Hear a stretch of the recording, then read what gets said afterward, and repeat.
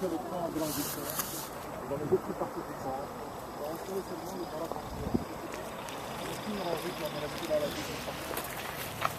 Toutes les cheminées que vous voyez la deuxième partie au loin jusqu'au droit, elle a très belle sortie aussi. Ces cheminées sont des traces de même baraques en bois. Les baraques qui étaient brûlées, détruites, et c'est démonté après la guerre. Toutes les baraques ont été démontées après la guerre. Les Royaumes ont été aménagés ici seulement 2 années après la fin de la guerre.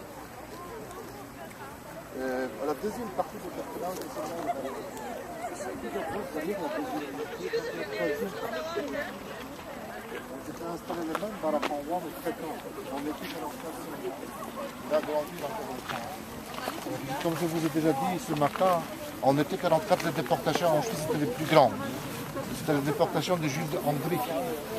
Pendant 2 mois, entre mai et juillet 44, quand ont été amenés plus de 400 000 Juifs de Hongrie. C'est tellement nombreux que les médecins nazis n'arrivaient pas à les tous sélectionner à l'arrivée au camp.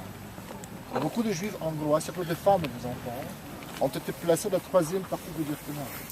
Ils attendaient leur tour pour la sélection. La 3e partie était appelée, dans les documents du camp, le camp dépôt. En automne 1944, quand on a commencé à évacuer les camps, les baraques de la 3e partie ont été toutes démantelées par les Allemands eux-mêmes, renvoyées à un autre camp en Allemagne pour s'en servir là-bas. La 3e partie, il n'en reste que quelques choses. La première partie de Birkenau à gauche, c'est le camp de femmes. Les femmes à Auschwitz, les femmes qui étaient à Auschwitz étaient toutes dans les baraques de ce côté-là. Vous avez vu les photos des femmes au premier camp, les femmes qui étaient traitées comme les hommes. Traitées comme les hommes. C'était aussi tendu et rasé, elles devaient porter les mêmes vêtements, on leur tatouait les numéros matricules. Elles devaient travailler aussi 11 heures par jour. En été 1944, les femmes elles étaient là près de 40 000. C'est des femmes non juives, des polonaises, russes, françaises, tchèques, déportées parce qu'opposantes, résistantes, communistes, intellectuelles.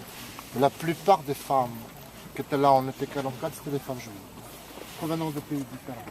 Donc elles désignaient à l'arrivée au camp pour le travail.